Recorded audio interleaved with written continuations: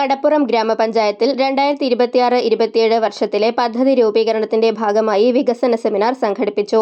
Panchayat office കോമ്പൗണ്ടിൽ president VM മനാഫിന്റെ അധ്യക്ഷതയിൽ ചേർന്ന സെമിനാർ ജില്ലാ പഞ്ചായത്ത് അംഗം ശ്രീഷ്മ ബാബുരാജ് ഉദ്ഘാടനം ചെയ്തു.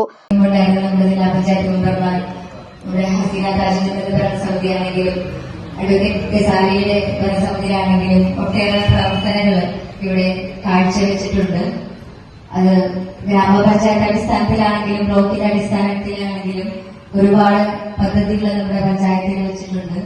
ഇനിയും നിങ്ങളുടെ എല്ലാവരുടെയും നിർദ്ദേശങ്ങളും പിന്തുണകളും ഉണ്ടെങ്കിൽ എനിക്കും അതുപോലെ നിങ്ങൾക്ക് വേണ്ടിയിട്ട് നമ്മുടെ നാടിന് വേണ്ടിയിട്ട് ഗ്രാമപഞ്ചായത്തിന് വേണ്ടിയിട്ട് ഒട്ടേറെ കാര്യങ്ങൾ ചെയ്യാൻ കഴിയാം. നിങ്ങൾക്ക് എല്ലാവർക്കും അറിയാം, ഞങ്ങൾ പുതിയൊരാളാണ്, കാര്യങ്ങളെല്ലാം പഠിച്ചു വളർന്നേ ഉള്ളൂ. നിങ്ങളുടെ എല്ലാവരുടെയും പൂർണ്ണ സഹായവും സഹകരണവും എനിക്കുണ്ടാകണം എന്നാണ് എനിക്ക് ഈ അവസരത്തിൽ നിങ്ങളോട് അഭ്യർത്ഥിക്കാനുള്ളത്.